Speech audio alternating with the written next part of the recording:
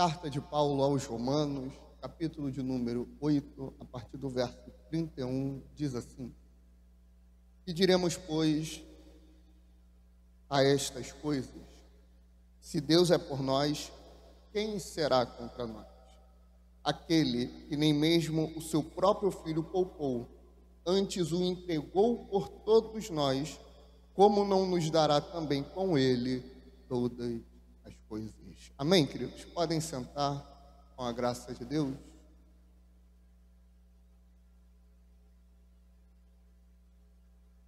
Amados, hoje é aquela mensagem, digamos assim, pit stop, né?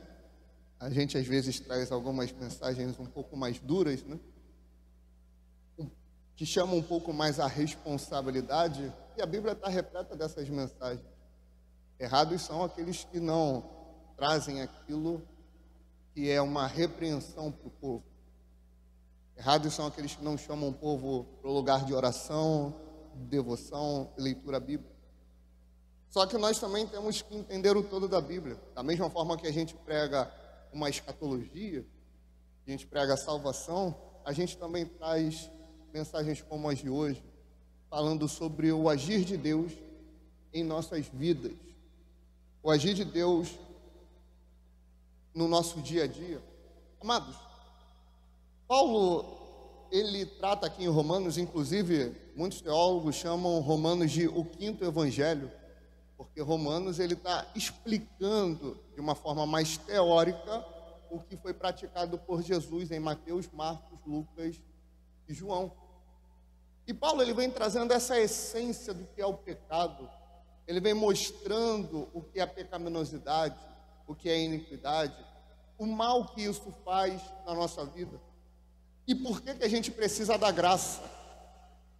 A graça, o evangelho, a gente diz que é boa notícia, mas ela é boa notícia comparada a quê? Por exemplo, se eu chegar na casa do irmão Everaldo hoje e falar assim: irmão Everaldo, a tua dívida está paga. Você vai falar: que dívida? Não me endividei com ninguém, pago todas as minhas contas em dia. Para quê? Que dívida está paga? Não estou devendo nada a ninguém. Mas se descobre, depois se explica, que lá no passado, o irmão comprou num carnê. Ainda existe carnê? Carnê é furado, hein?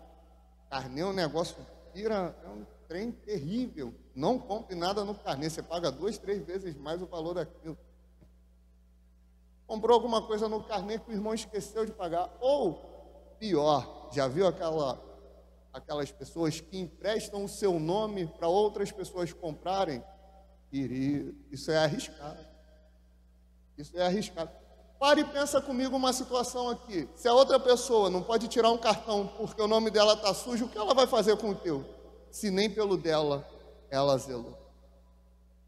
Mas vai que o irmão fez isso e surgiu uma dívida no teu nome. Aí quando eu venho com a boa notícia, aí o irmão vai, obrigado. Porque aí a boa notícia ela vai fazer sentido. Porque você entendeu que tinha uma dívida e ela foi paga. Paulo, antes de apresentar a graça, ele apresenta a desgraça. Antes de apresentar a boa notícia, ele apresenta a má notícia. Porque todos pecaram e destituídos estão da glória de Deus. Porque o salário do pecado é a morte. Ele vem trazendo esse conceito de pecado e, ao mesmo tempo, vai introduzindo aos romanos o conceito da graça, da salvação e do evangelho. O ápice disso é o capítulo 8 de Romanos. No capítulo 7, Paulo parece que está meio estranho, está meio maluco. No capítulo 7, o apóstolo Paulo está meio com um conflito, como se ele estivesse brigando com ele mesmo. O bem que eu quero fazer, eu não faço. Mas o mal que habita em mim, esse eu faço. Ué, por que tu não faz uma coisa que tu quer fazer? Ele está mostrando a complexidade do que é o pecado. É por isso que você ouve muita gente pregar sobre pecado e graça. Porque a gente pode pregar em todos os cultos. Se em um mês, às vezes tem mais semanas, mas geralmente em média tem 4 semanas. Então, se 8 vezes no mês a gente pregar sobre graça e pecado, ainda não é suficiente. Se a gente pregar um ano inteiro sobre graça e pecado, ainda não será suficiente, porque tem uma complexidade muito grande. Nem o apóstolo Paulo conseguiu chegar na explicação mais detalhada do quanto o pecado mexe com a nossa vida e de como a graça ela é poderosa. Só que ele vem trazendo toda essa complexidade. O bem que eu quero fazer eu não faço, o mal que habita em mim, esse eu faço. Aí ele chega no final do capítulo 7. Se Romanos acaba no capítulo 7, a gente está perdido. Porque ele termina o capítulo 7, parece até Eclesiastes. Depressivo, para baixo. Aí ele entra no capítulo 8. Portanto, agora, nenhuma condenação há para aqueles que estão em Cristo Jesus. Só que acaba aí, algumas versões acabam. Só que as melhores versões vão falar assim: para aqueles que não andam segundo a carne, mas andam segundo o Espírito. Ou seja, nenhuma condenação há sobre aqueles que receberam e manifestaram a graça de Deus. Aí ele vai entrar no capítulo 8, ele vai falar sobre a identidade do Filho de Deus. Que nós hoje somos herdeiros de Deus e co-herdeiros com Cristo Jesus.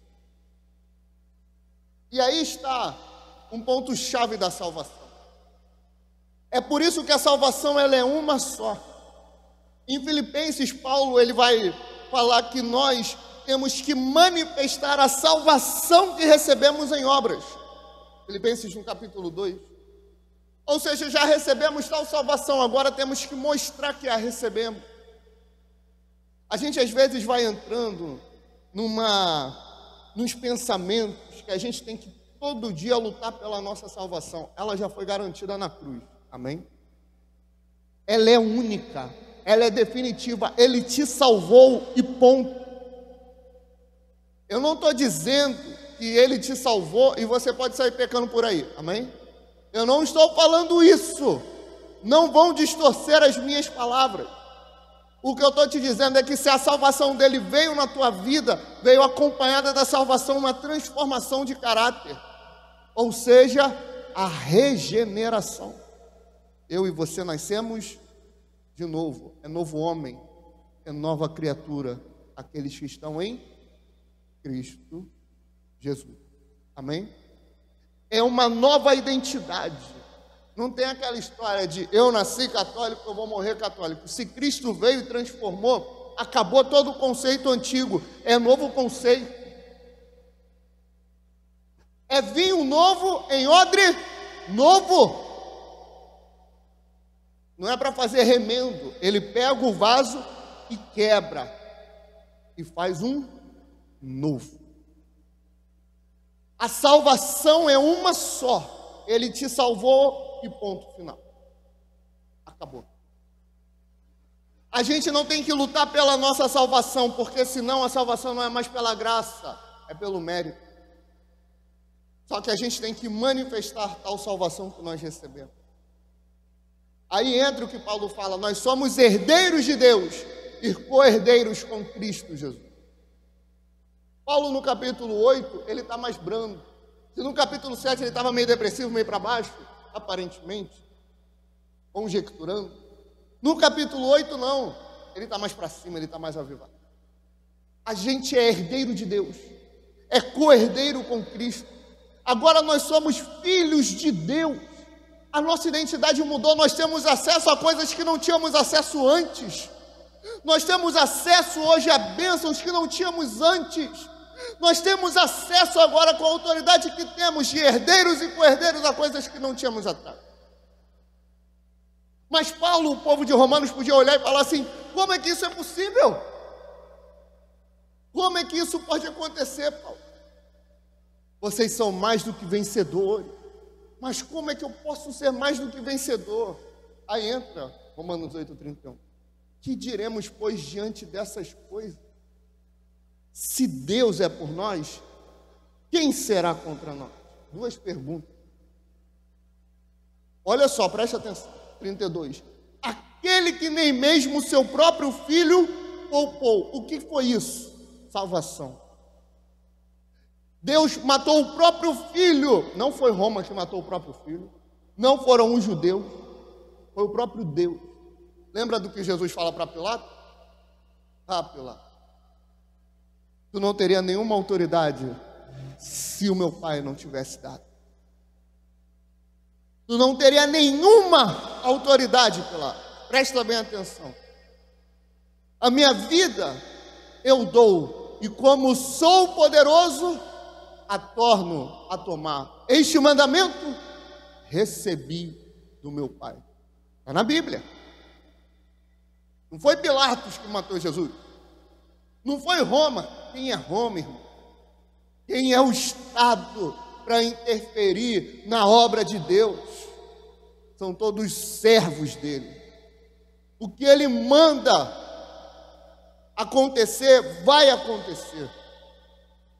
Não foram os judeus. Não foram os judeus. Foi o próprio Deus. Lá em Isaías 53, o profeta vai falar assim: e agradou a Deus, o Pai, moê-lo, se referindo a Jesus. Amém? Então, aquele que nem mesmo seu próprio filho poupou, ou seja, aquele que não mensurou nos dar salvação, que é o ápice da nossa vida, que é um bem mais precioso que nós temos, que é a salvação. Já agradeceu a salvação hoje? Quando tu levantou, quando tu acordou, obrigado por ser um salvo. Obrigado por me salvar. Obrigado por me tirar do pecado, da iniquidade. Você já agradeceu a Deus hoje? Já agradeceu a Deus essa semana? Já agradeceu? Esse mês começou agora, né? Agradeceu a Deus no mês passado por ser um salvo, querido, agradeça. Tenha consciência do maior presente que tu recebeu, é a salvação. Mas Paulo fala, ele que nem mesmo o seu próprio filho poupou, como não nos dará, amados, com ele, juntamente com ele, todas as outras coisas? Como não vamos receber tal bênção? Como não vamos ter acesso a uma intervenção da parte de Deus nas regiões celestiais? Como não vamos receber? Amado, você tem um povo que estava passando perrengue. O Senhor chama esse povo, mas o povo vira escravo. O povo começa a clamar. Quem é maior, irmãos? Deus ou Faraó? Deus. O povo começou a clamar. O que a gente louvou agorinha? Chame a Deus, que tua vida logo muda. Qual é a resposta de Deus? Porque vocês fizeram teologia. Porque vocês deram o dízimo. Foi por causa disso? O clamor do meu povo chegou também até mim.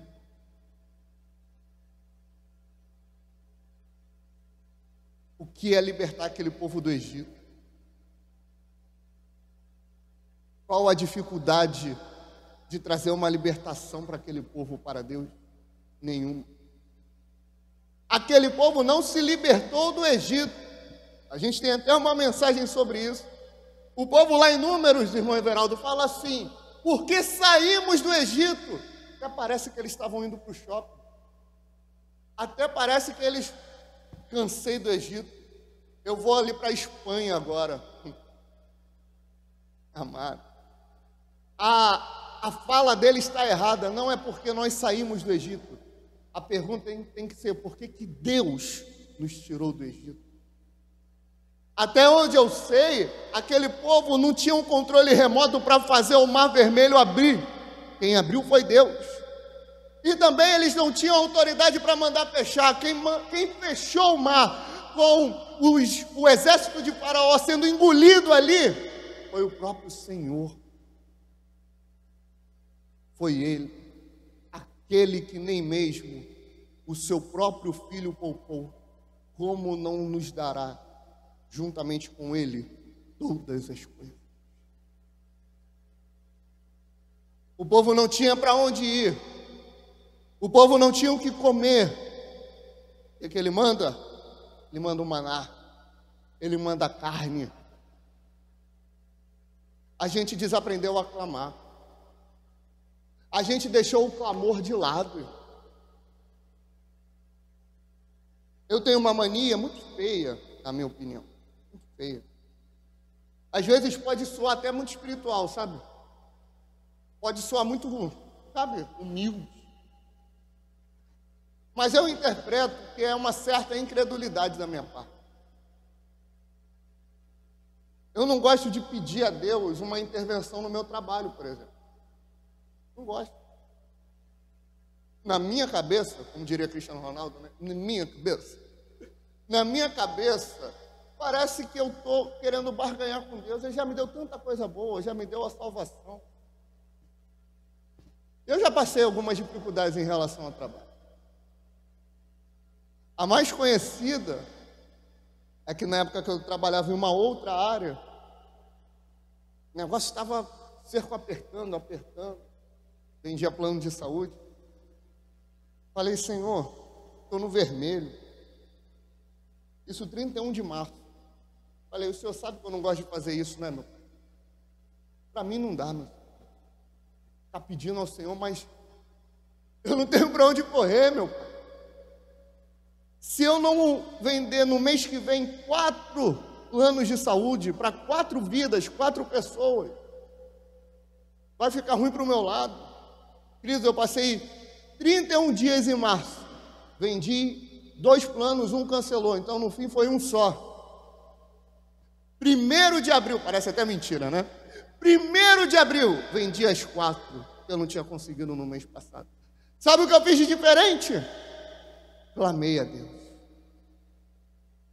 A gente não tem noção do poder do clamor, irmão.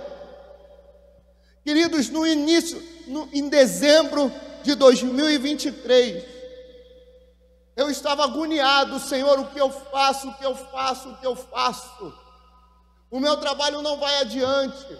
Só que Ele já tinha me dado uma direção. Nem te falei isso, né? Ele já tinha me dado uma direção para largar o plano de saúde. Não que eu não pudesse mais vender, mas Ele já tinha me dado a direção que era para largar esse ramo. Quando chega, posso vender, não tem problema. Mas era para deixar de focar por conta da nojeira que é esse mercado. Ele não me queria lá, mas eu fui insistindo. Senhor, o que eu faço? Já te falei o que era para fazer. O que eu faço? Comecei a ficar muito preocupado. Eu tenho uma missão, Senhor, eu preciso ir adiante. O que eu faço? Ele me abriu a porta do ramo que eu estou hoje. Dezembro de 2023 eu estava no vermelho. Dezembro de 2024 eu vou casar com a graça de Deus. Isso é intervenção da parte de Deus. Aí sabe qual que é a nossa luta no casamento? Onde é que vai guardar tanta coisa?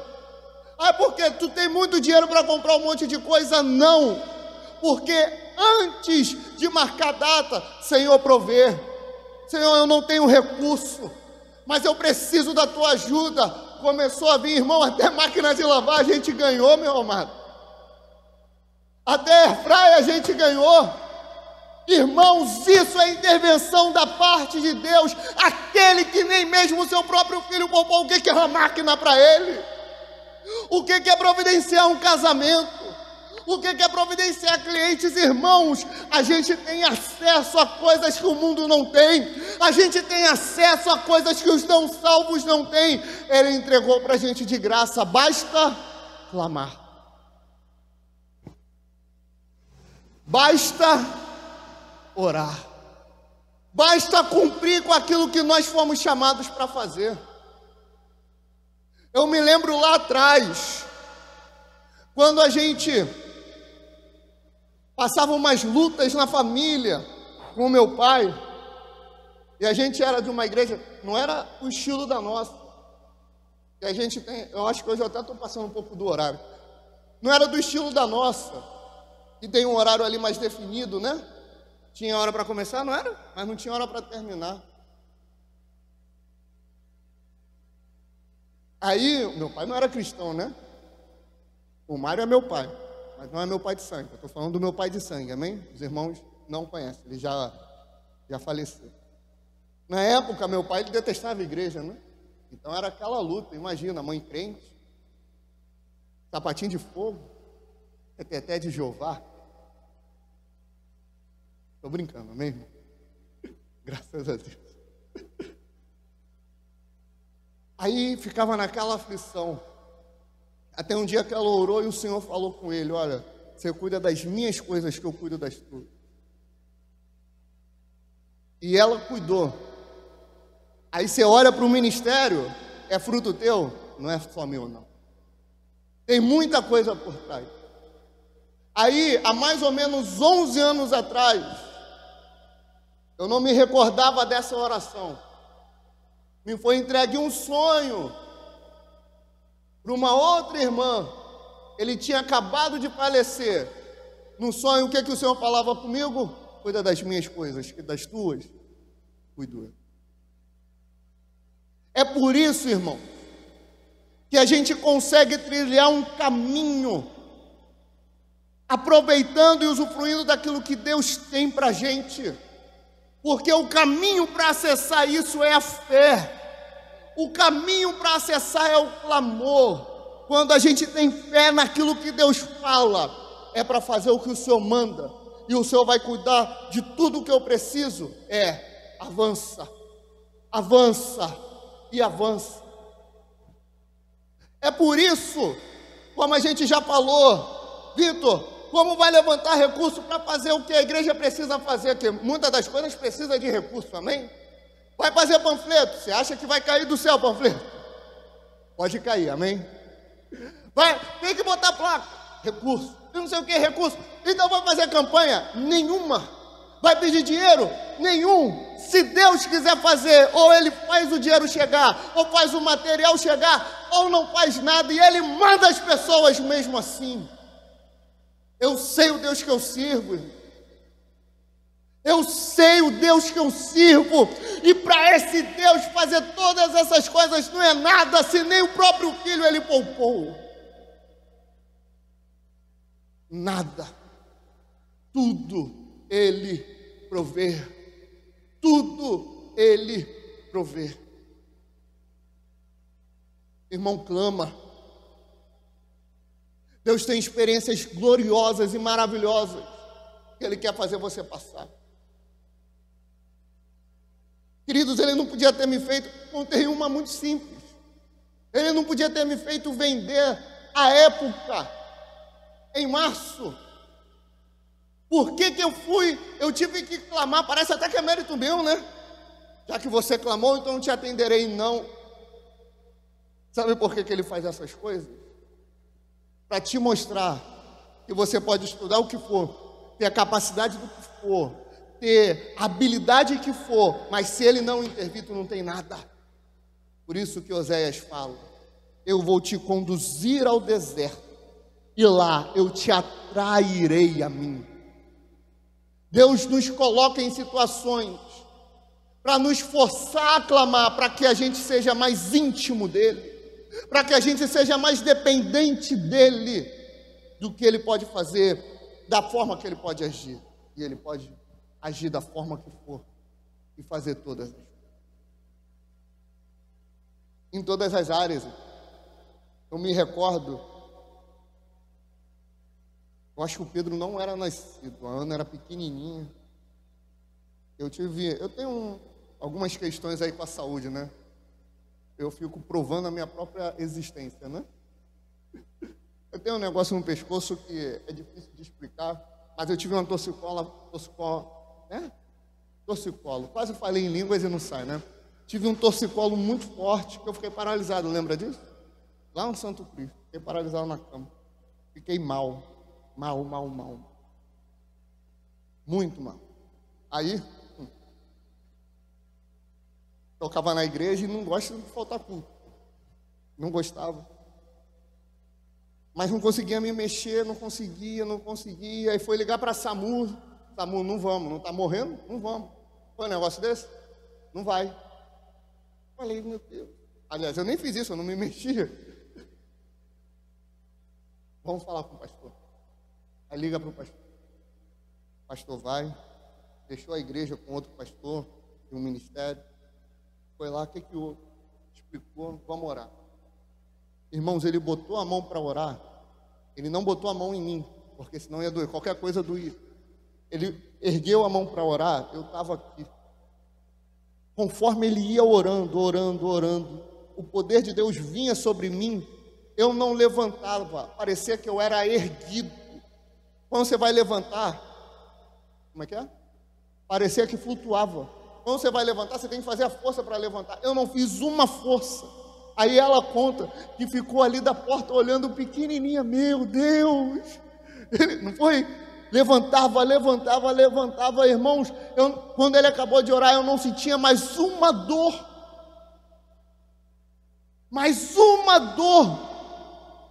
queridos, o que ele fez? Ele clamou.